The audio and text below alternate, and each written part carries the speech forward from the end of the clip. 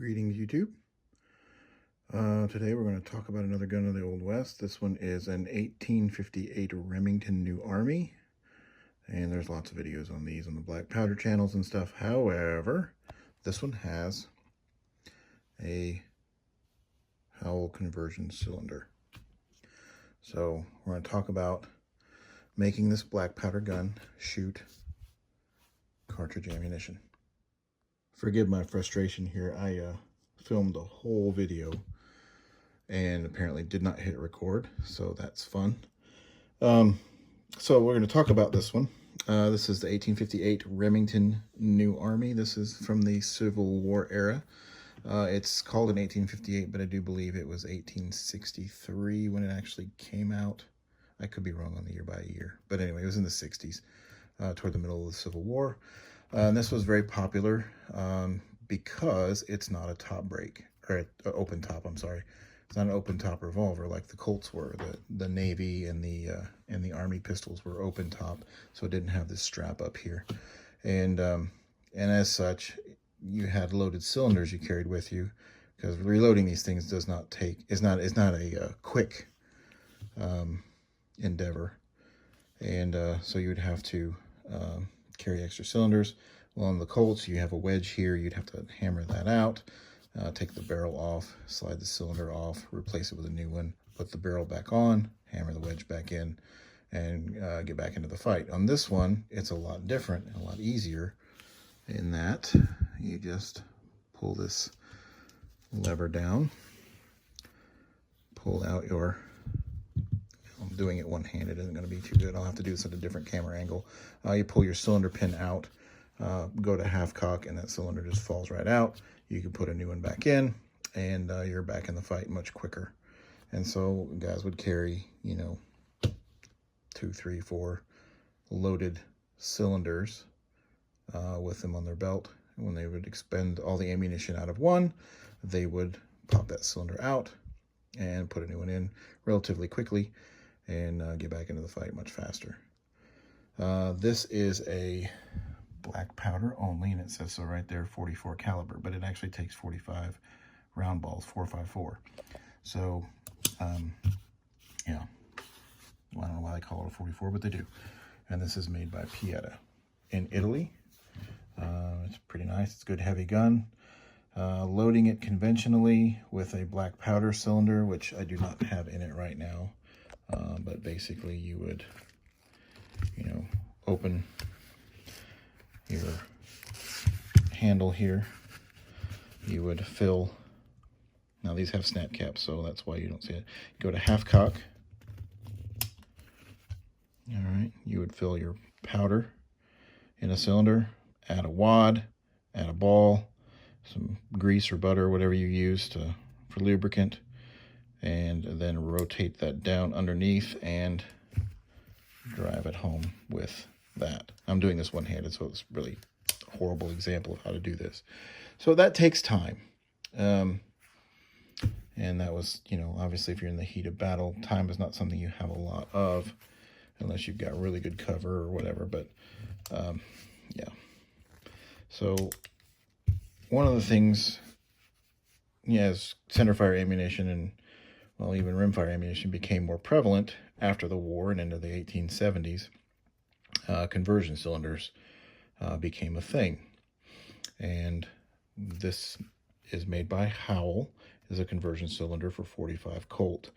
And this is not, my understanding, not exactly like what the originals looked like, but it's similar enough and works in function. And the neat thing about this one is you can shoot, a 45 Colt round in it. And, there's some caveats here. One being that you can't really shoot the high-powered stuff out of this. This gun is a black powder gun. It's not designed for the high pressures of centerfire ammunition, so they recommend using cowboy loads or black powder loads, which are actually what I use, which is nice because, when I'm shooting and I'm doing reenactments or whatever, I can, you don't know as a spectator that I didn't load this with a conventional black powder round. I've got black powder cartridges. Looks the same to the to a viewer or to a bystander. So that's pretty neat. And just remember, you can't put like super high powered rounds in it because it's not designed for that kind of stress. One of the upsides to getting a firearm led this way is if you ordered the 1858 Remington New Army from, pick a retailer, Cabela's, and you ordered it online, you can have this shipped to your house.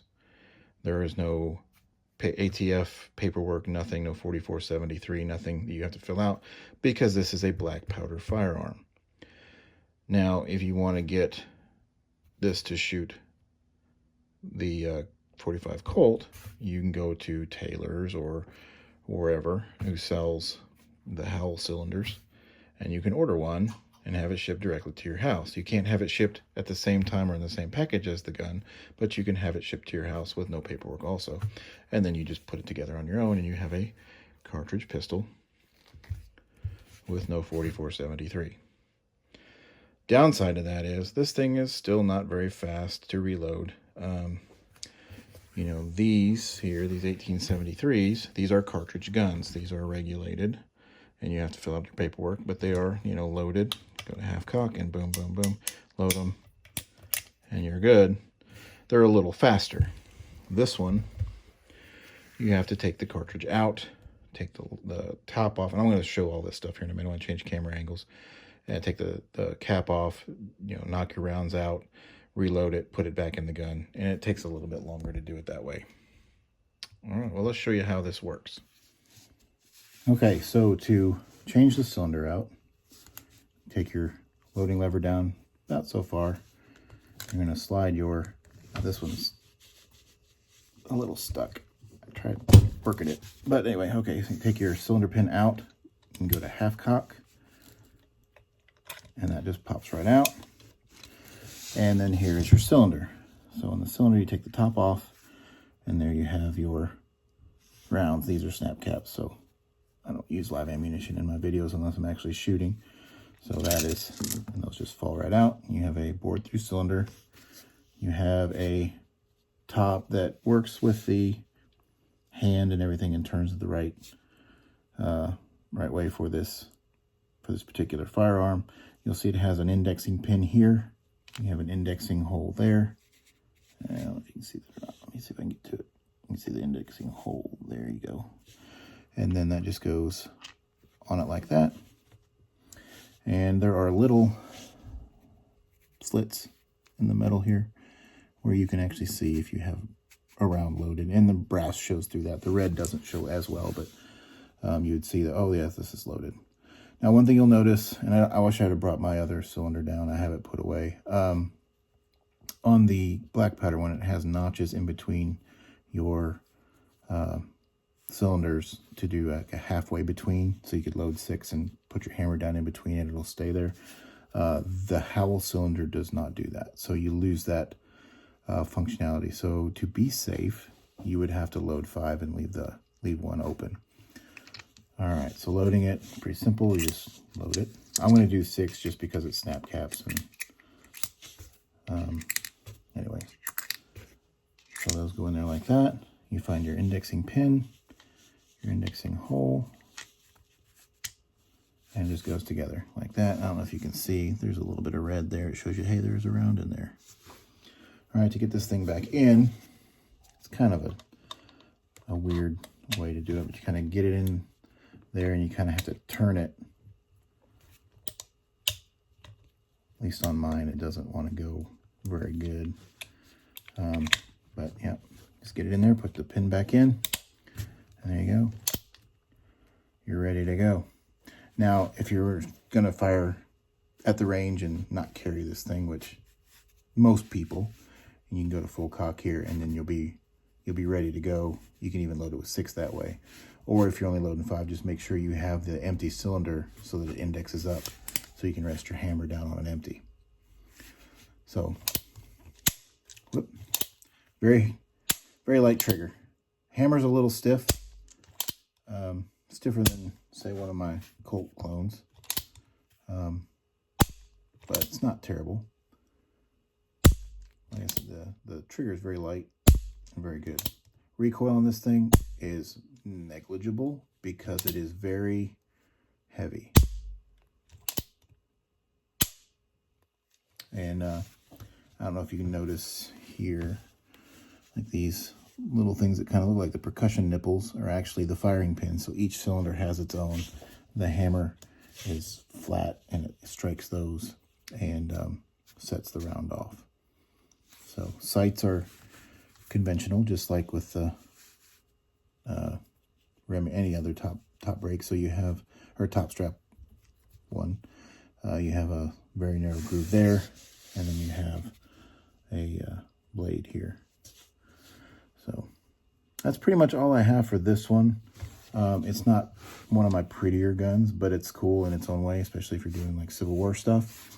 It's a way to get you into looking right without the hassle and the mess and having to bring all your stuff for black powder. They do make these cylinders for Colts as well. Again, it's just a little more work to get. You have to pull that wedge out, take the barrel off, and swap your cylinders that way. This is much easier to do. So, one last thing I wanted to talk about on this one. When you order one, if you order one of these, make sure you order one for the correct firearm that you have. So if you have a U-Birdie, you're going to have to order the one for the U-Birdie. If you have a Pietta like I do, then you order the one for the Pietta. Now these, I've seen other reviews of some of these where they have a P or a U marked in them. And those are the ones I think that came from Taylor. And this one came from Howell. And it is not marked anywhere that I can see with a P or a U or a whatever. I think they even make them for the Ruger Old Army, but there's no marking on here anywhere at all whatsoever that designates it as Pietta or U-Birdie, but this one is for the Pietta, which is what that guy That's pretty much it's the Remington 1858 New Army with Howell conversion cylinder. Yeah, hope you enjoyed it. Thank you.